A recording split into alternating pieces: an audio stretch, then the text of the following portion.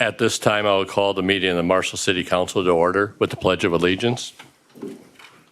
Pledge allegiance to the flag of the United States of America and to the republic for which it stands, one nation under God, indivisible, with liberty and justice for all. Welcome everyone here this evening. Special welcome to the SMSU students that are in attendance at this meeting. I know you're interested in this, even though it's a requirement for your class, you're still welcome. So we do have an agenda before us. Are there any changes to that agenda? There have been a number of changes that have happened, and there is an item that was added to the consent agenda, and there was some additional material that was added just in supporting material for a couple other, and I believe the council has received all of that information. If there's no changes to that agenda, then we'll move to agenda item number 1, which would be to consider the approval of the minutes of the meeting that was held last, and that was on March 12th. So are there any corrections to, actually that is the wrong date, I believe, isn't it?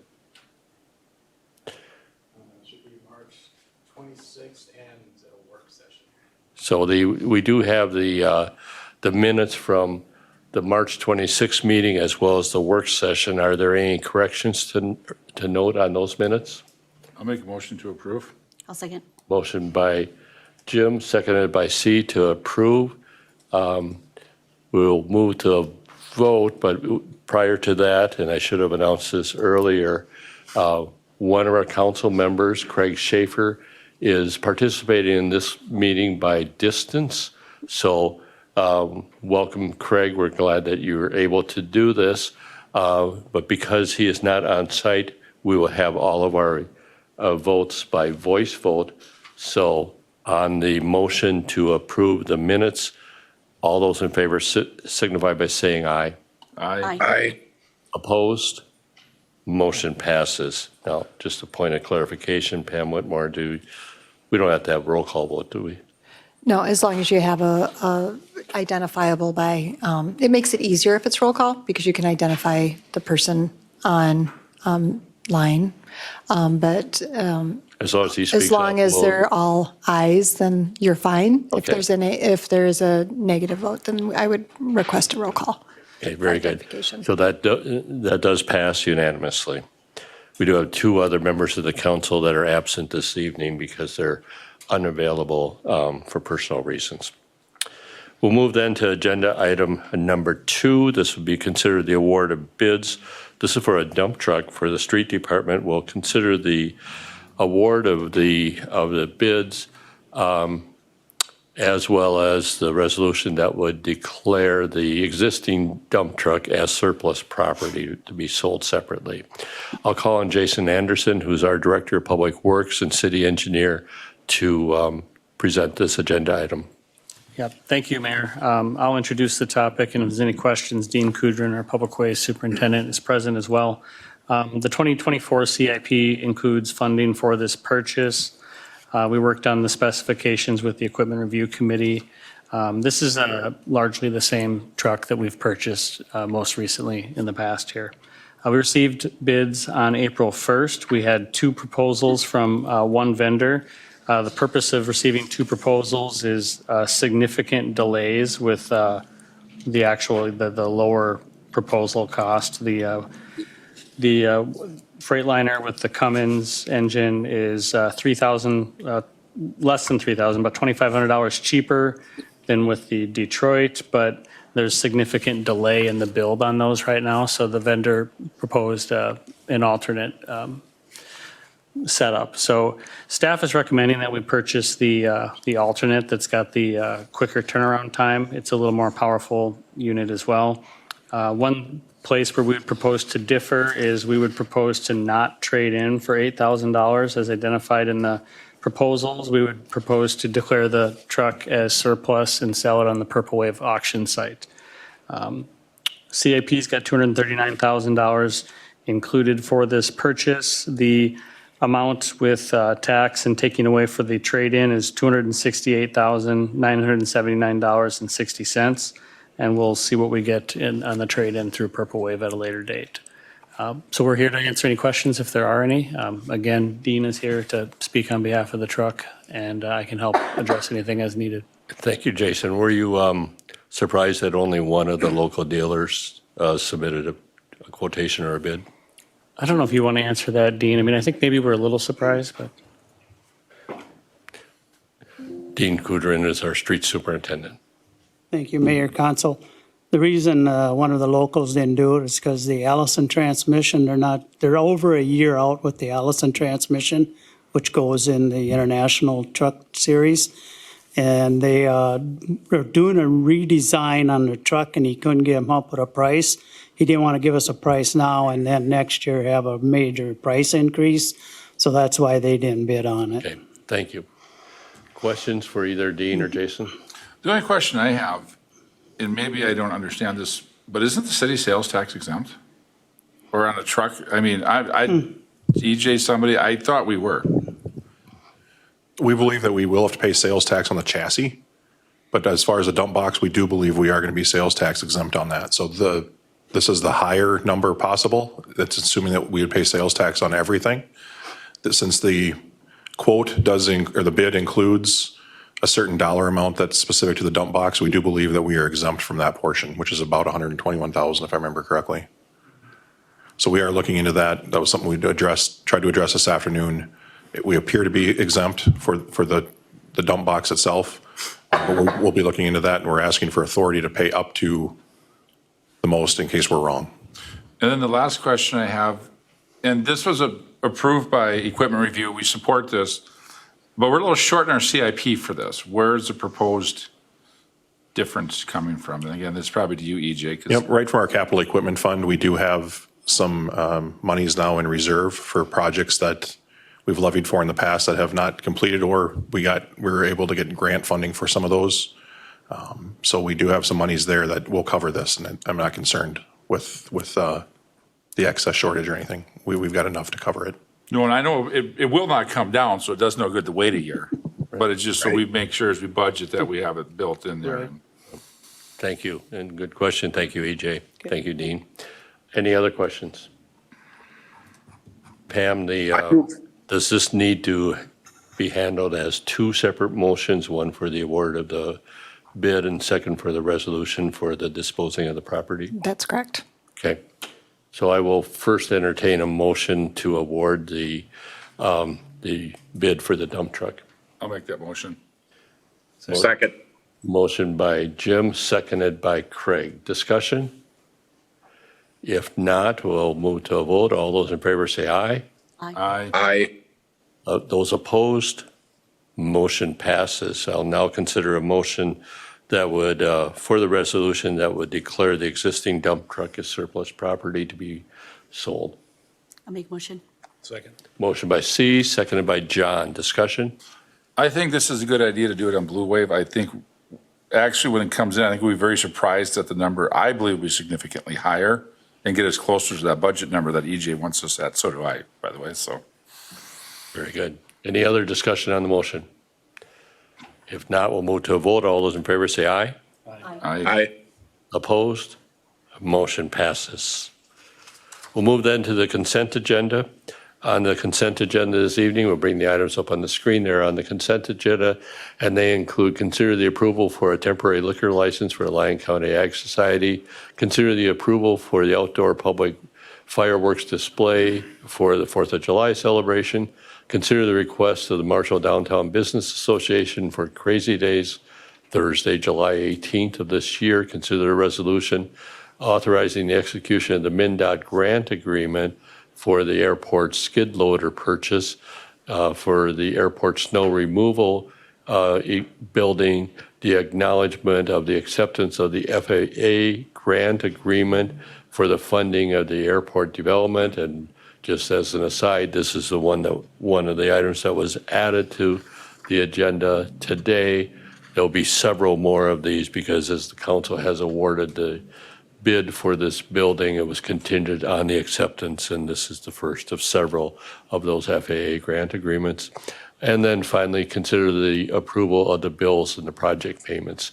So is there any item on the consent agenda any member of the council wants removed for purposes of separate discussion?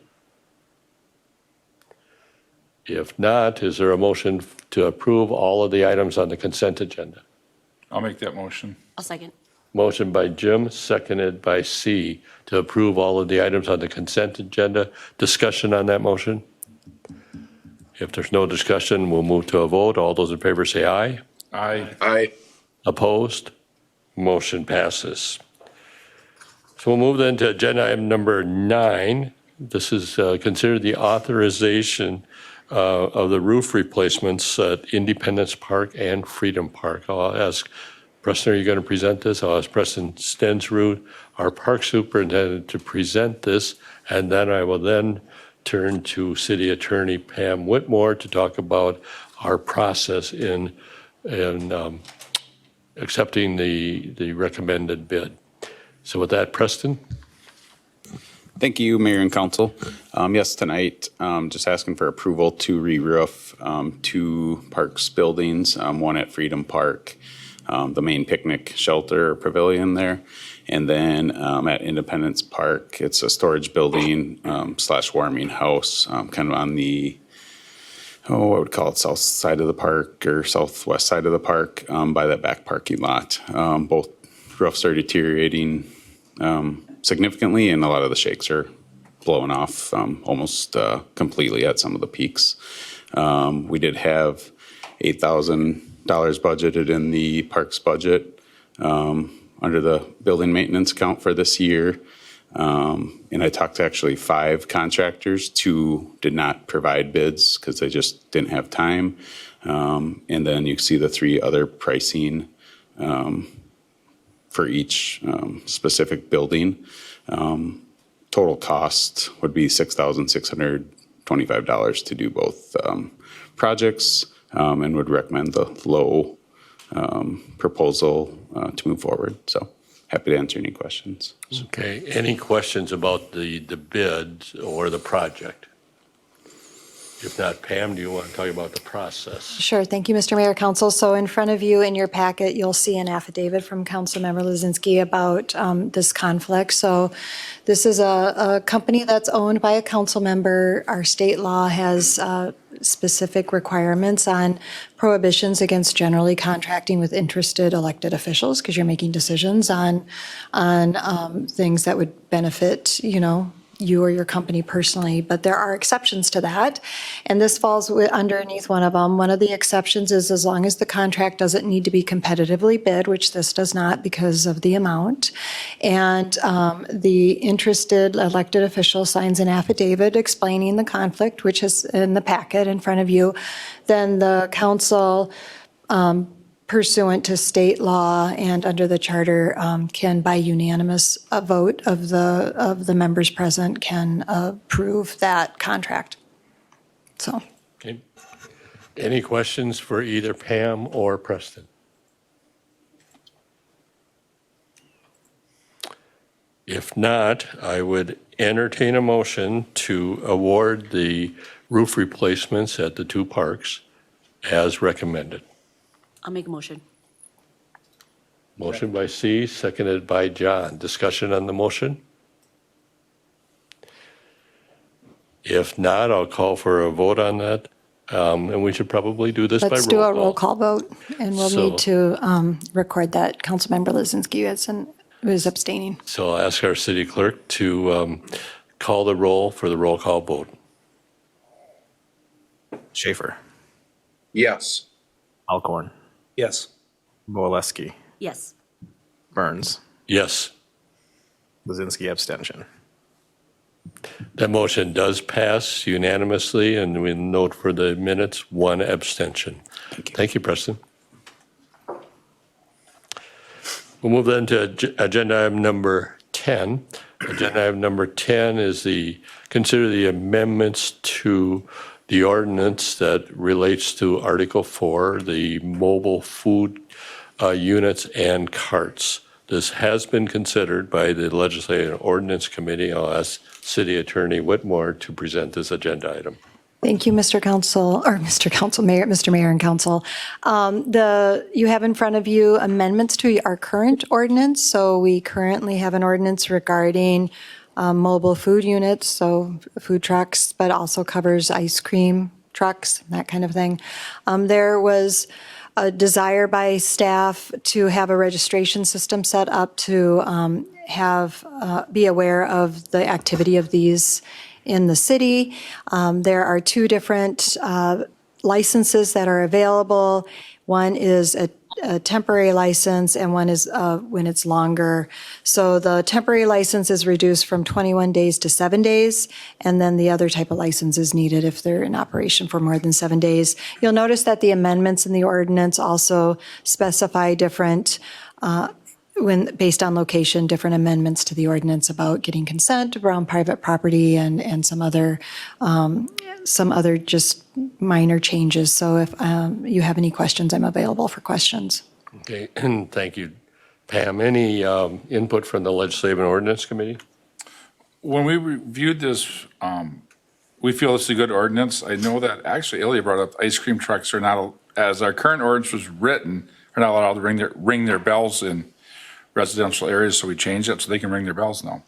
Though I haven't seen an ice cream truck ringing a bell in Marshall in probably 15 years, but I think this is a good ordinance that will work well with the mobile food trucks and our local vendors that have their own food wagons or food trucks.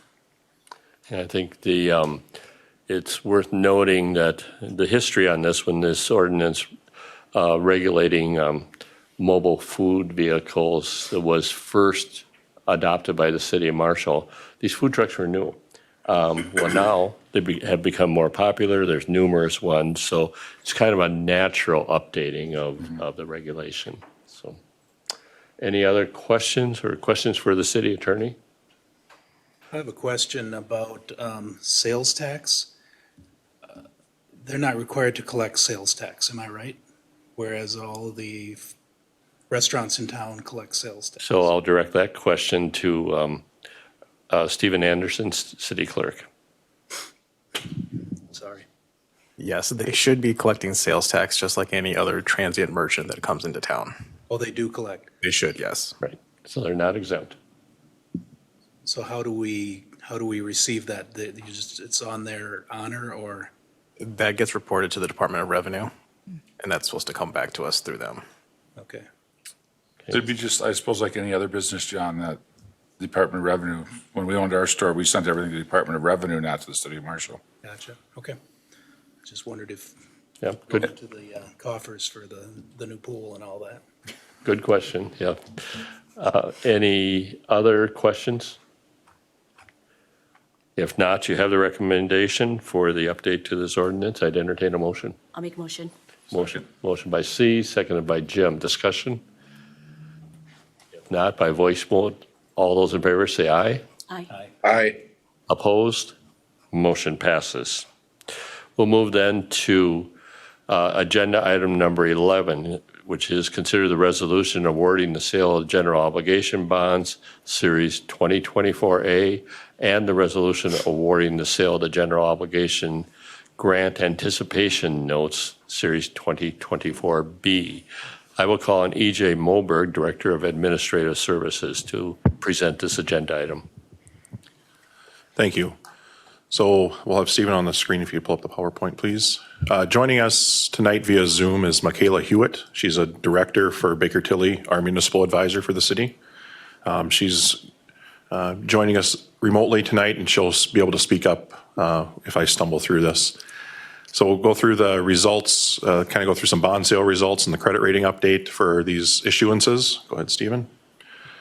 So we have the bond buyer index is on the next one, where just kind of shows where things have gone over the past 5 years as far as the bond market and so on. So you can kind of see we're kind of been at a higher area than we were the previous few years.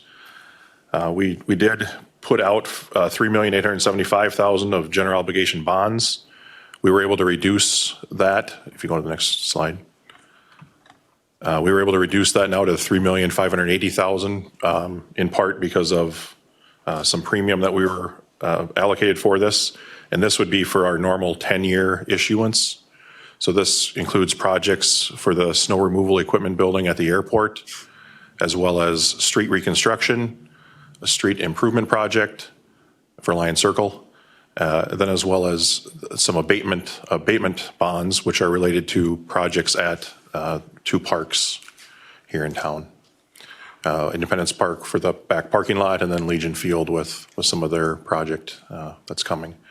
So the good news is that when we were provided results earlier, they were expecting a true interest cost to the city of 3.19% as of February, and then the results from this morning's sale were at 3.07% rounded. So we did get 5 bids.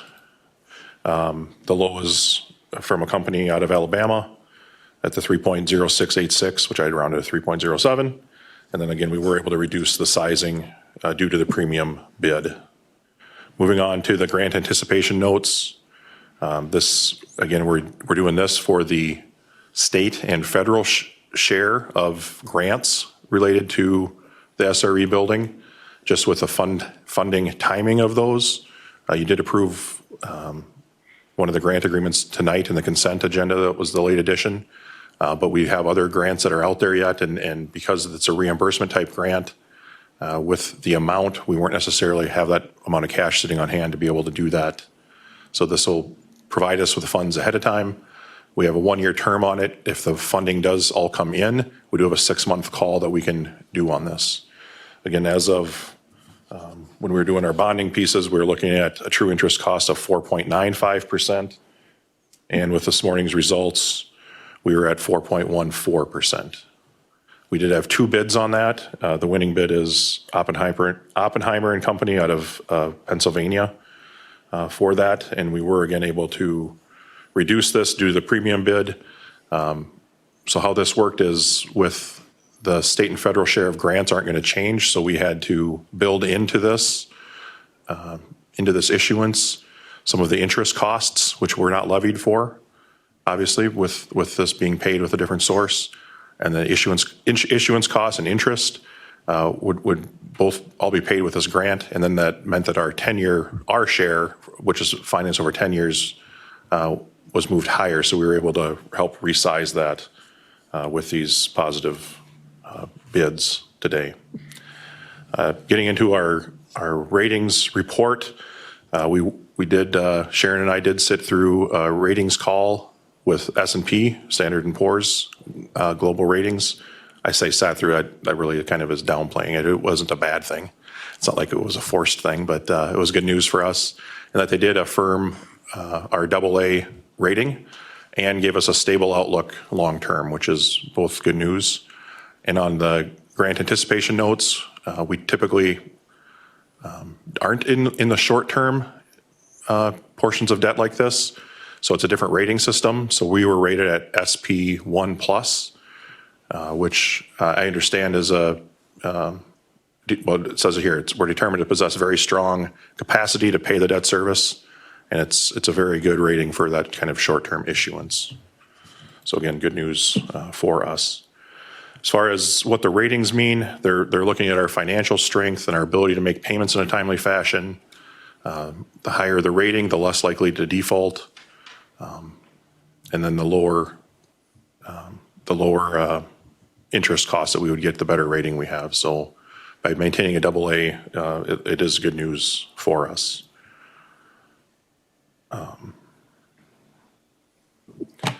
Moving on to the next one, just kind of shows the different rating scale of use of those kind of issuances. So again, we use S&P or Standard & Poor's, and we're at the AA rating level. There are higher ratings, but a lot of those are states or larger governments. I think for the city of Marshall, for our size, AA is a strong rating for us. Some of their comments for how they come up with their rating is they list our economy as adequate. We do have below average incomes, and part of that in part because of the student population at SMSU, where they're considered into our pool of incomes to be part of the average, so that brings us down a little bit. They do consider SMSU to be a stabilizing institution for us, which is good. They did note that we had strong management, which I think that's a good for us, that they say that we have strong financial policies and practices. And they noted that we do plan to begin multi-year projections for budgeting as well. They also noted that we had strong budgetary performance in recent years. When they consider it to be extremely high general fund reserves because of surpluses, it's because of our policy. That's part of why we're getting a good rating. We have good budgetary flexibility. We do have a policy that we need to maintain at least 5 months of expenditures from the following year, and that's in part due to the timing, because we don't get our tax levy dollars until late May or early June. So we had to make sure we have the monies to be able to continue operations until those tax dollars arrive each year. And they did note that we have high levels of debt, but with rapid debt amortization. So that was another factor that they looked at. They go through different things in their rating report. They did talk about an upside scenario. They did consider it unlikely that if our market value and incoming indicators were to materially improve, that we could consider raising the rating. Again, it's not uncommon for a AA, and it's not a bad rating. I think we're in good shape. They do note what could happen in the worst case scenario, where to decrease the rating. If we move closer to our fund balance policy minimum, either because of budgetary performance or one-time capital costs.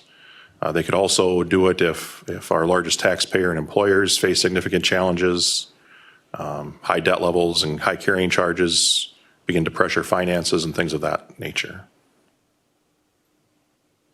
So again, this was the questions and discussion. This PowerPoint was put together by Baker Tilly. Was there anything there that I didn't hit on very well, Michaela, that you want to pick up on? Michaela, would you like to add anything? And also thank you, EJ, for your presentation. Michaela?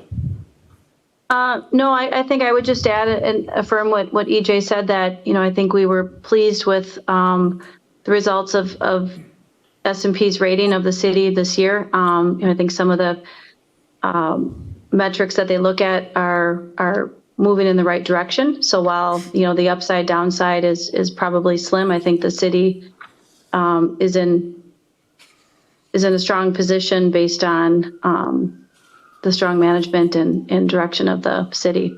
So I think was pleased with the results today, and pleased with the rating results as well. Thank you, Michaela. Council have questions for either Michaela or EJ? I don't really have a question, but I think that's a credit to our, when we read a bond rating like that, I think that's a credit to our staff and to us as a council, that we've been consistently the AA high standard for our city, which consistently keeps our borrowing costs down, which saves our taxpayers money. That's just good stewardship that I believe the council and the staff guides the council, we'll be honest, that we have done a good job. And we're patting ourselves on the back. Okay. Any other input from the council? If not, once again, thank you, Michaela. Thank you, EJ, for your work. You have one more thing? So I just wanted to point out that there's a timeline in the packet that shows that the bonds and the GAN, or the grant anticipation note, would be approved tonight via the resolutions.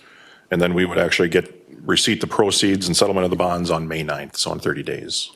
Very good.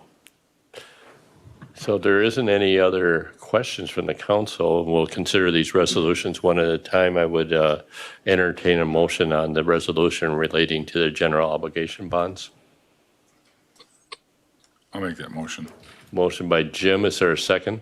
I'll second. Second. Seconded by, let's give this one to Craig. It's okay. Since No, it's fine. He's been It's trying to jump in here. So it's seconded by Craig. Discussion on the motion? If not, we'll move to a vote. All those in favor say aye.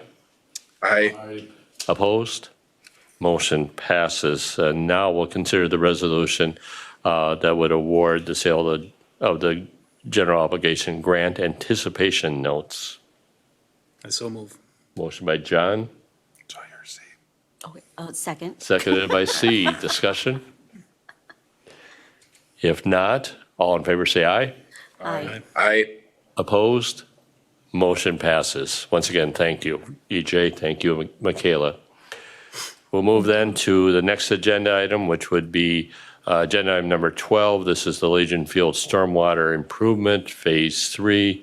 Consider the authorization to submit the MPC Stormwater Resilience Grant application. I'll call on Jason Anderson to present this item. Thank you, Mayor. The MPCA is soliciting project proposals to distribute $35 million to communities for projects to prepare for local stormwater infrastructure for the impacts of climate change.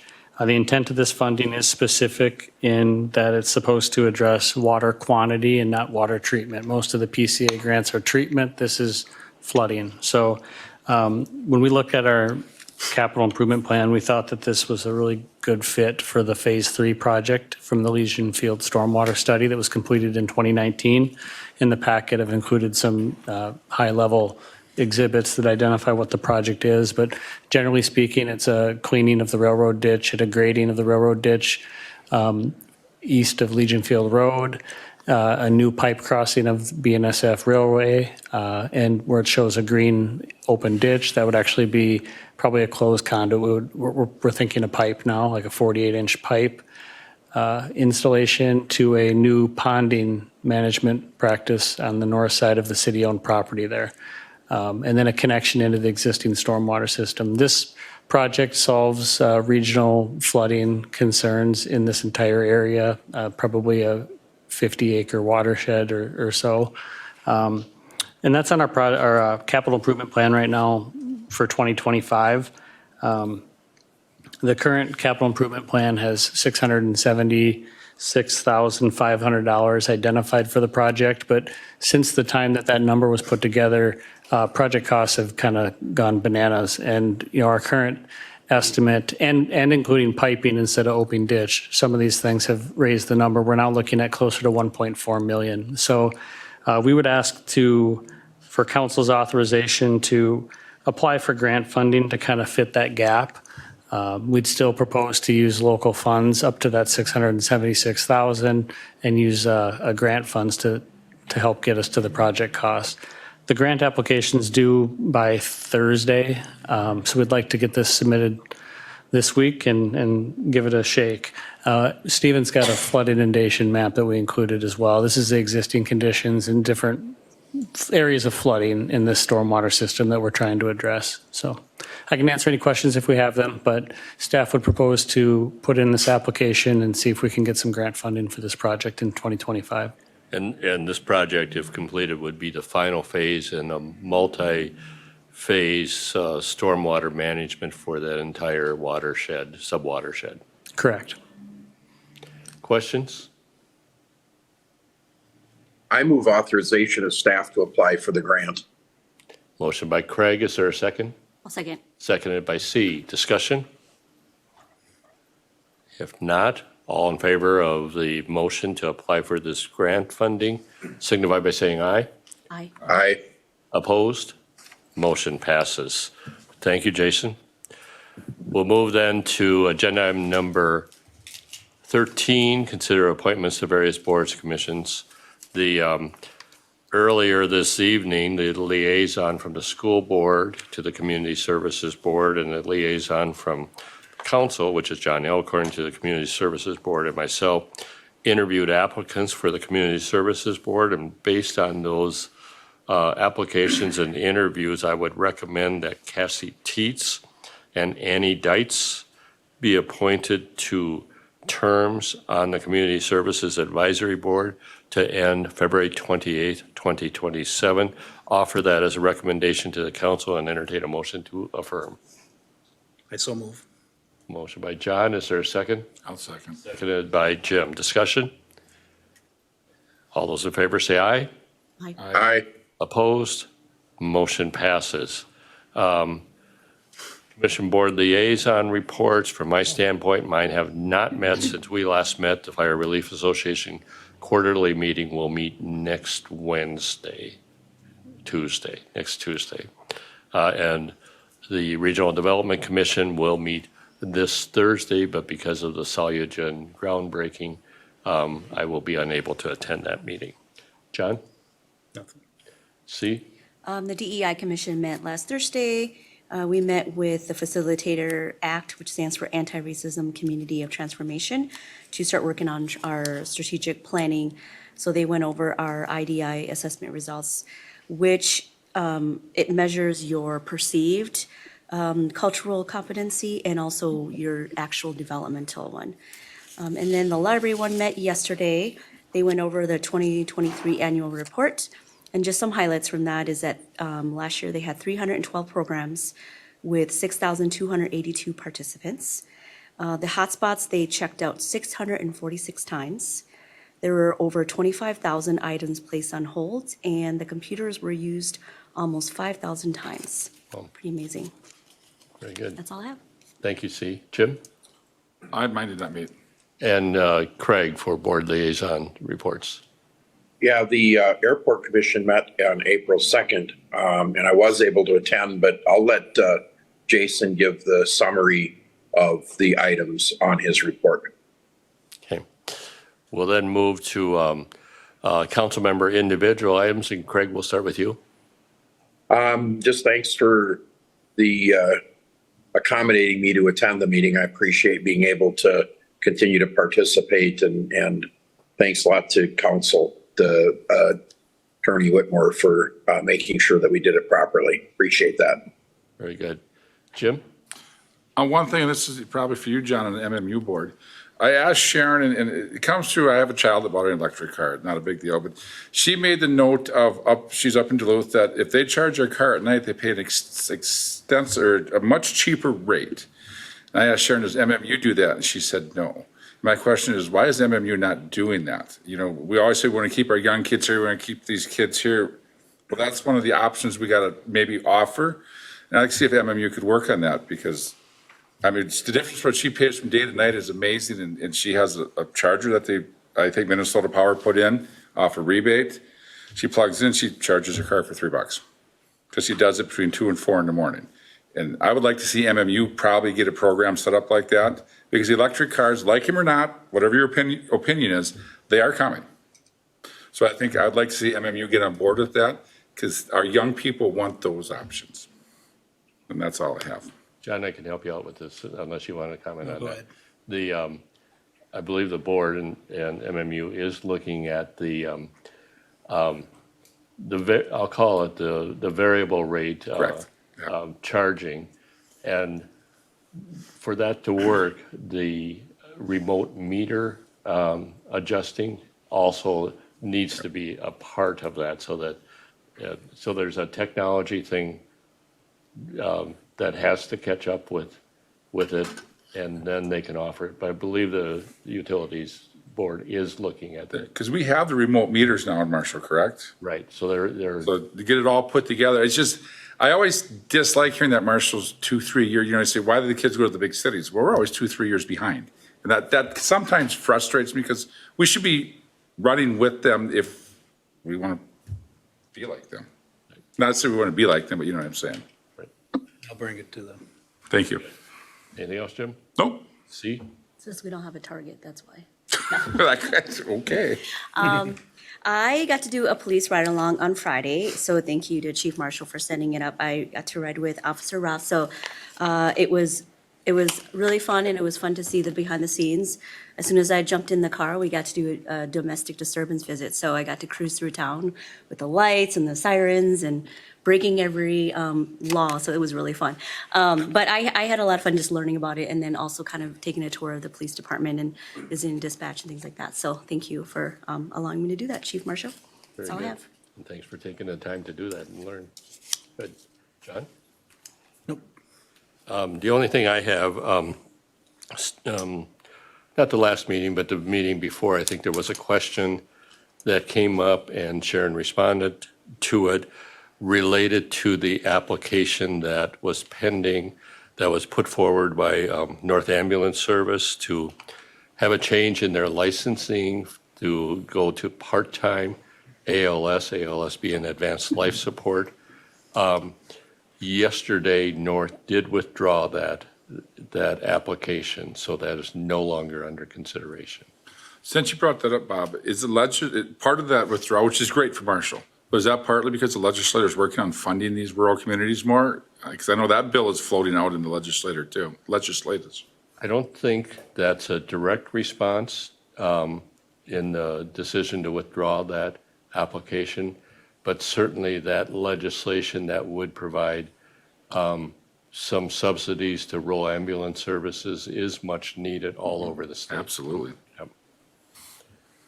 That's all that I have this evening, other than, again, the council's well aware that on Thursday at 2 o'clock will be the groundbreaking for the Solugen Bioforge 2 project. There is a considerable amount of site work that has begun there, and we look forward to that project commencing. There's been a lot of work that has gone into that from our Public Works Department, our EDA, MMU, to bring all the facets of the community together so that that company could make the decision to locate in Marshall. So we're excited about that. With that, then we'll move to staff reports. Sheila, do you have anything you want to say? Nothing, thank you. Jason? Yes, thank you. I'll go through Airport Commission briefly. We didn't have any action items, but the Airport Commission is elected to continue to meet on a monthly basis, even without specific action items, just to interact with the topics on a regular basis and stay better involved. So we did talk about the skid loader purchase, which we had the grant agreement come through tonight. We talked about the SRE building quite a bit and where that was at. And now that we have this FAA bill grant that just came through tonight that you authorized us to execute, that'll be a good way to reach out to Susner Construction and indicate that we're ready to execute a contract and get started. You know, with that grant in place, we can start almost all of the site work, and building foundation work, I believe, is also included. So we'll probably look to get that going and see what their timeline is and if they're prepared to start. So that's good. We also talked about the ILS project. We're still waiting on a MnDOT grant agreement for the ILS project. That's been a little bit of a frustration for the Airport Commission because we were approached by MnDOT Aeronautics about getting that done quickly, and it seems like it's not happening quickly. So a little bit of a frustration, but we'll keep pinging them on every few weeks and try to see where our grant agreement is. In addition to that, the Redwood River One Watershed One Plan meeting, they had a kickoff meeting yesterday. So that was nice to see. We're not into the meat of it yet, but good to kick it off. They did identify, I believe it was June 26th, as a public open house date in Marshall for One Watershed. There'll also be open house in Lake Benton and Redwood Falls on the 25th and the 26th of June. So look for notices on that, and we'll be sure to remind folks as it gets closer.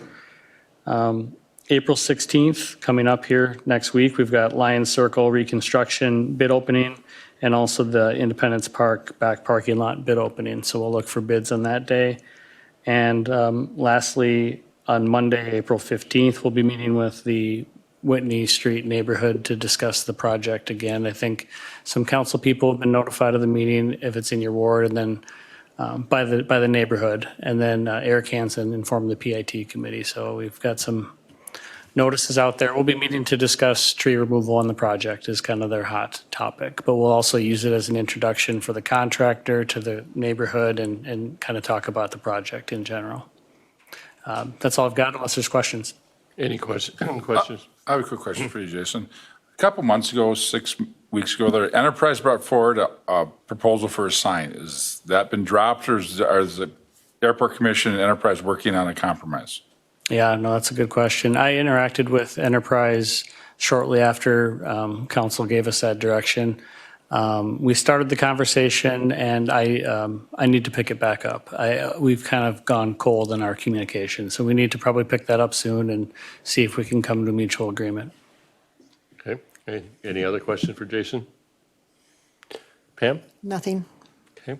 We do have the remaining items on the agenda this evening, which includes the administrative report, our listing of building permits, as well as the upcoming meetings that we have. Is there anything else to come forward at this meeting this evening? If not, is there a motion to adjourn, Craig? I'll make a motion. Second. Motion by C, seconded by John to adjourn. Discussion? If not, all in favor say aye. Aye. Aye. Aye. Opposed? Motion passes. We are adjourned.